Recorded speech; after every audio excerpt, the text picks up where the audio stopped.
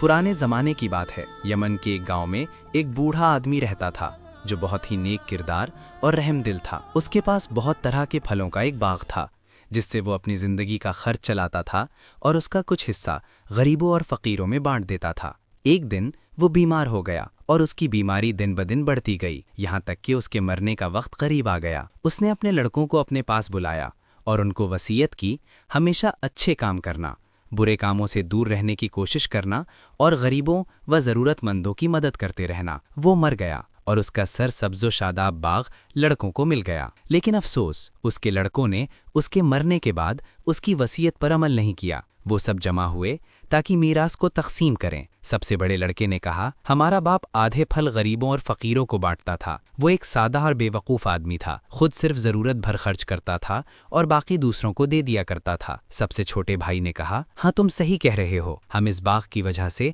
बहुत दौलतमंद हो जाएंगे, लेकिन इस शर्त के साथ कि ये सब का सब हम लोग खुद इस्तेमाल करें और दूसरों को ना दें। उनका मंझला भाई, जो कि एक समझदार और ईमानदार आदमी था, उसने कहा, ये सरसब्ज़ शादाब बाग और इसके फल सब गरीबों और फ़कीरों को सदका देने ही की वजह से बाकी हैं। हम सब का सच्चा और वाकई राज़िक़ खुदा है जो नेक लोगों और सदका देने वाले अफराद को इनाम देता है और उनके माल में बरकत देता है। वो दोनों उसकी बात सुनकर गुस्सा में आ गए और कहने लगे, अगर तूने दोबारा अपनी ज़बान से इस तरह की बात की तो तुझे सख्त सज़ा देंगे। फिर उन्होंने तय किया कि दूसरे दिन बाग में जाकर सब फल वगैरह चुन लेंगे और सबको बेच देंगे, लेकिन गरीबों और फ़कीरों को कुछ ना देंगे। उन्होंने खुदा की मर्जी को नहीं देखा और दिल में बुरा इरादा किया, लेकिन उनके भाई ने दोबारा उनसे मेहरबानी और नरमी के साथ कहा, मेरे भाइयों, कम अज़ कम ये तो देखो अल्लाह की मर्जी और उसकी रज़ा क्या है, क्योंकि हम खुदा की मर्जी के खिलाफ कोई काम नहीं कर सकते। उन्होंने अपने भाई का मजाक उड़ाया और उसको धमकी दी और अपने बुरे इरादे पर अटल रहे। दूसरे दिन जब सुबह सोकर उठे तो सूरज निकल चुका था और दरख्तों पर परिंदे अपनी मीठी आवाज में खुदा की हम्दो सना कर रहे थे और उसकी कुदरत के गीत गा रहे थे। वो सब उठे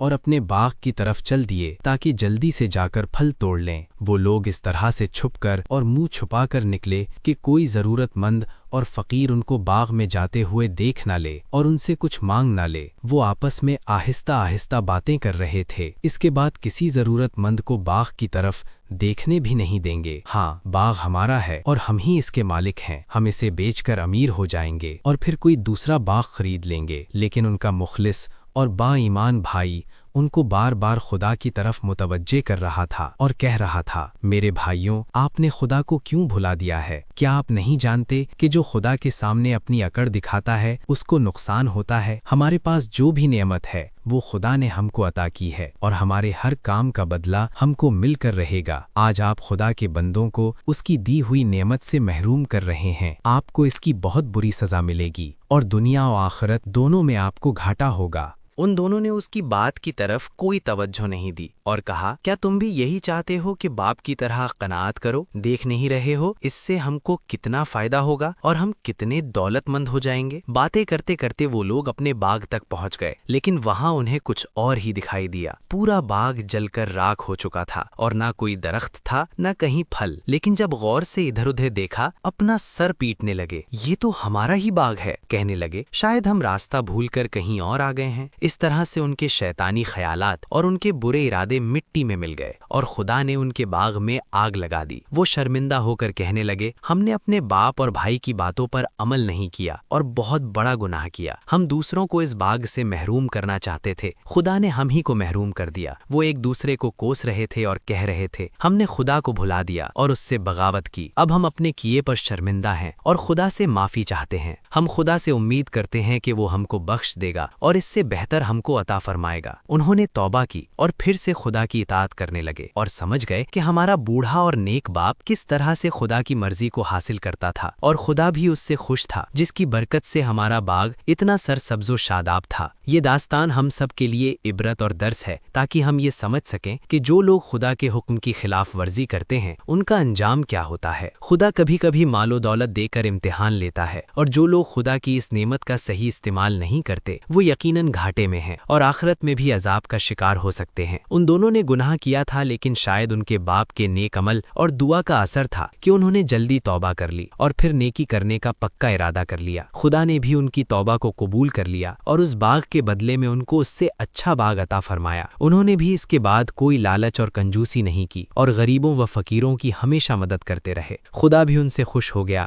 اور بندگان خدا بھی۔